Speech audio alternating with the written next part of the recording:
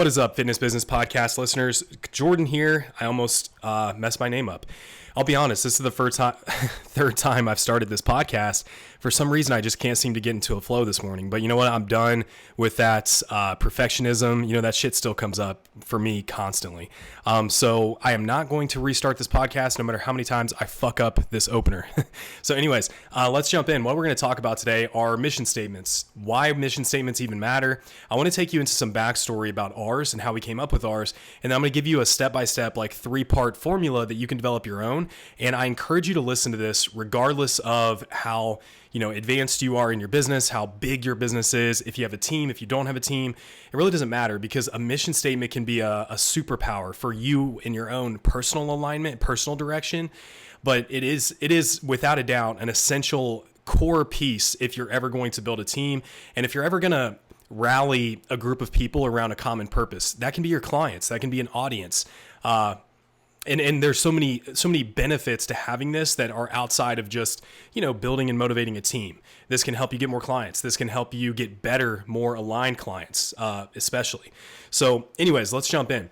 The reason that this is front of mind for me right now is the other day, Aaron and I were talking, and there's this product that we bought, and this product is called LifeVac. And for those watching like on YouTube, I'm just showing a picture of it.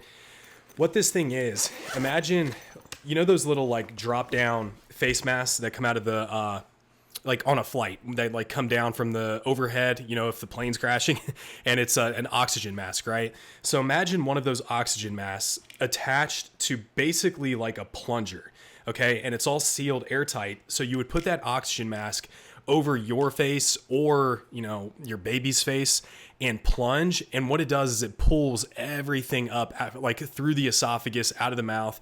So this is a choking device, right? It literally like is foolproof. If you're choking on something and if you put this fucking thing on and you plunge, there's like anything that's in your throat or stomach is coming up. Like it has a hard suction vacuum that just expels anything in you.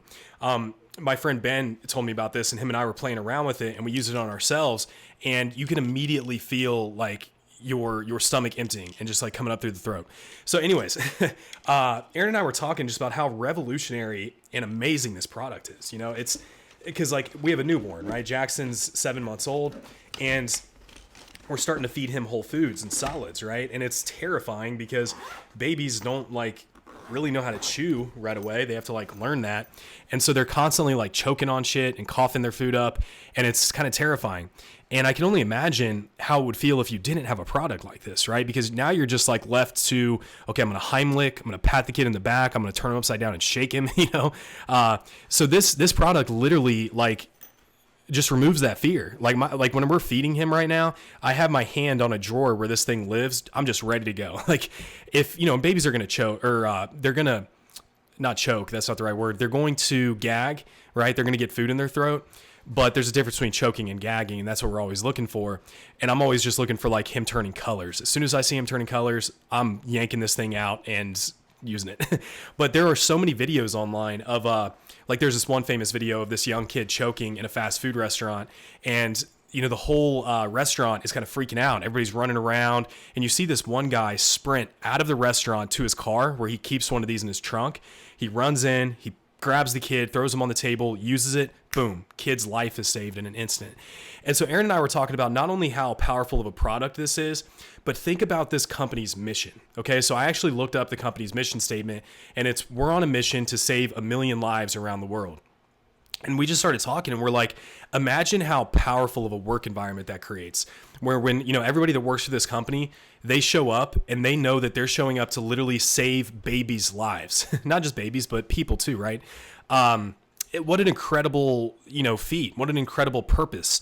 And if you have that deep of a mission statement, you'll have people who want to be a part of your company that has nothing to do with just having a 9-to-5, has nothing to do with just making a paycheck.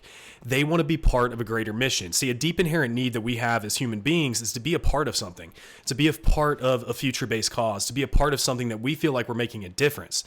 And so if you tailor your mission statement around that, what that can lead to is this competitive advantage. This competitive advantage where your competitors, they're relying on, financial incentives, which are very, very short lived, or, high pressure leadership tactics, which don't work. They don't have intrinsic motivation for their company to just get people to work hard, to go the extra mile. So that's where having like a really powerful mission statement comes in, right? Like, what we do in our company is we share a lot of testimonials pretty commonly, and we have like a client wins channel that's like constantly being fed our student results, them crying on calls about how we've helped them. We've helped them like leave the job they hate, or create enough freedom now that they can actually raise their children, all these powerful moments. And it works really well, and it's great, and we love seeing it. But imagine, comparatively speaking, like the Life Vac company, them sharing wins of a 7-month-old baby whose life was saved and whose parents literally are just indebted. They're just so grateful. Or, somebody whose husband or wife was saved from choking to death because of this device. Imagine sharing those kind of wins to your team, right? So anyways, I think you can see like the potential here. So us in our company, we worked with a mentor or two mentors that, we worked with these guys for over a year, and we didn't do any sales, any marketing, any like high level tactical strategy. All we did for that year was we established our mission, our values, and how we create corporate structure to reinforce those things. That's all we did for an entire year. And it was one of the most beneficial things that we could have ever done, because we still grew that year. Could we have grown a lot faster if we were focused on, sales and marketing and all that kind of stuff? Yeah, most likely, for sure. But, now we're set up to where we have these foundations that now we can focus on those things, and the company isn't going to fall apart. And these things are really a driving strategy towards the growth of the business. It just doesn't seem like it. It's really one of the most effective strategies you can have, is to have a strong mission and values, and be relentless with enforcing those things. All right. So, and a couple other examples here are like, Elon Musk, right? So Elon, a lot of people wonder, like, how does this dude do so much, right? How does he, run Tesla, SpaceX, now Twitter? Well, it's because he gets people behind a common mission. Think about Tesla. Let me just look up Tesla's mission statement. Tesla mission. So here's Tesla's mission statement. We're building a world powered by solar energy, running on batteries, and transported by electric vehicles. Explore the most recent impact of our products, people, and supply chain. We design sustainable systems that are massively scalable, resulting in the greatest environmental benefit possible. So he has very much like a environmentalist purpose mission statement, where it's like they're saving the environment. So people who really believe in that are going to be super motivated behind that. All right, then think about SpaceX. Right, SpaceX has a mission to. Well, let me just look up SpaceX mission statement. SpaceX mission statement: building the achievements. Wait. Oh no, it's simple. Making humanity multiplanetary. Right? So if you're a space nerd, you're an astrophysicist, you're an engineer, imagine a more purposeful thing for you, right? Making humanity multiplanetary, right? That's like science fiction shit. So imagine like showing up for work every day, knowing that's what you're working on. See what we're doing here? Like, and so him just taking over Twitter, the reason he took over Twitter was to basically to, stand for free speech. And so people who are like free speech fundamentalists and really believe in that mission, like they're gonna get behind this in a big way. And that's also why he cleaned house when he first came in, right? He fired like something like 75% of the staff, or a lot of them quit, because if you're not behind that mission, we can't have you here, right? It's okay if you don't share in a common mission as our company or common values. It's okay if you don't. You just can't work here, period, right? So anyways, one more example that I'll give you that's more of a weird one is Google's. So Google originally, when their company was formed, their mission statement was to organize the world's information and to make it universally accessible and useful. So this was very much like a company-focused mission statement, and it's fine, it's okay. But it took some scrutiny, because it's like, man, that's a lot of responsibility, that you guys just are the purveyor of all the world's information. Kind of sketchy, right? So what they decided to do from there was to create basically like a company motto, that the motto accompanies the mission statement. And here was the motto: do no evil, right? Because their mission statement almost implied like you guys have the ability to really do whatever you want, like with the world's information, like he who controls the media and the narrative controls the world. So that's where people were like a little bit sketchy of what Google was doing. So then they just created this other thing that says do no evil, which is weird because all do no evil means is do just above evil, right? Like you just got to do just good enough that you're not evil, right? Which is really weird and kind of sketchy. So then they changed it to do the right thing, right? So, anyways, I just thought that was interesting. But the point to that is your mission statement can evolve and it can change. As your company identity changes, you grow. Like a company that a company that's like $1 million a year is going to look a lot different when it's $3 million a year or $6 million a year. Okay, so every time a company like doubles, its identity kind of shifts a little bit. So maybe you need to rework the mission statement or your values to be more in alignment with your current goals, ambitions, and things that are most important to you. So, anyways, let's wrap this up with just a quick 6-part checklist on how you can develop your own mission statement. All right, so there are basically, you want to ask this question: why do we exist? Why do we exist as a company? Whether it's just you, maybe you and an EA, maybe you and a couple of coaches, doesn't matter. Like I would get with them and I would come together and have this shared sense of like, why do we exist? Why are we doing this? And what's important is you as the CEO, you have to be the main driver of this mission. You can't just allow your team to form it for you.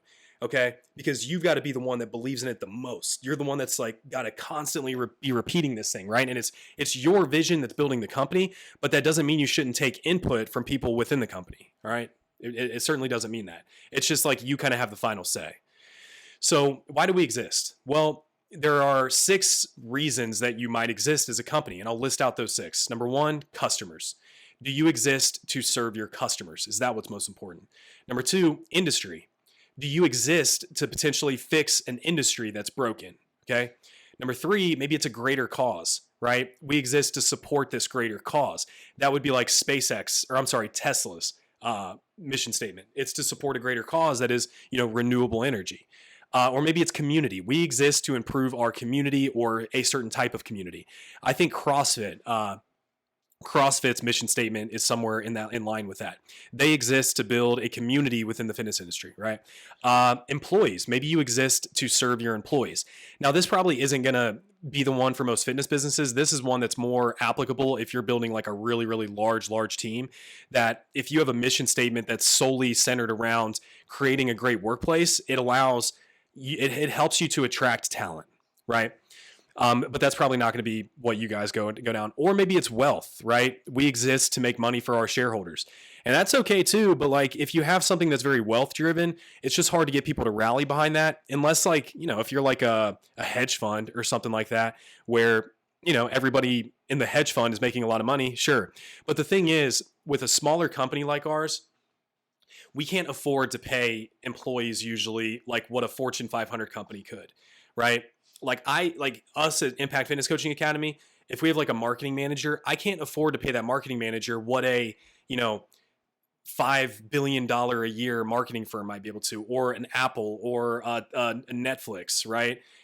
But there are a lot of advantages to working for a smaller company like ours. There are several. One, closer proximity to the founder. So, if you're able to be within proximity and like learn directly from a founder, you're not going to get that with a bigger company. So you get to learn more. You get to have more direct experiences and you get to grow and basically get like free mentorship.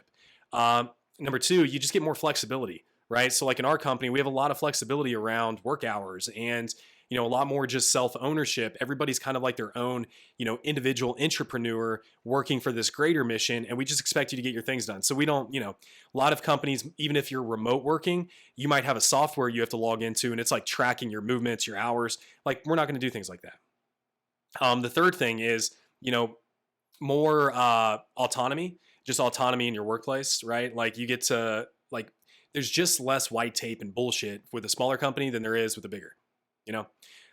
So anyways, so think about that, right? Why do you exist? Customers, industry, greater cause, community, employees, or wealth.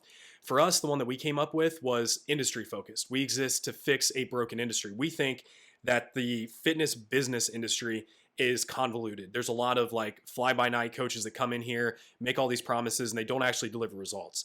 Well, we want to set the standard for online fitness coaching mentorships. That's why we exist now. Now this might change. Aaron and I were talking, and we might end up deciding to go more towards a customer centric mission statement soon. We're thinking about that. Like because we also really, really pride ourselves on what we do for people, on helping people, helping coaches specifically, like gain freedom, live up to their highest potential, to see what they're actually capable of. And that's something that I know drives me when I wake up in the morning. It's like, helping the coaches in our community, helping them break these limiting beliefs and those messages we get on a daily basis where it's like, wow, I was really hesitant to join IFCA. And now here I am 3 months later. I've quit my full-time job. I have more confidence than ever. And my bank account has enough money that I don't go to sleep, stressing. Like that to me is like what really wakes me up and just fires me up in the morning. So, again, I just share that to remind you that it's not fixed, it's not forever, but like have a mission statement, come up with something and repeat it constantly and make decisions through that mission statement. For us, when we're making decisions, we always ask the question, does this set the standard for online fitness coaching mentorships? Yes or no? The answer is no, then we're not even going to discuss it anymore. It's a no, right? So this acts as a filter for not only who you hire, but like what decisions you make in your business. So anyways, hopefully you found some value from this. Didn't want to take this longer than 15, so here we are at 16. So we're right on track. Anyways, guys, I hope you enjoyed this. If you have questions, feel free to reach out, and I'll see you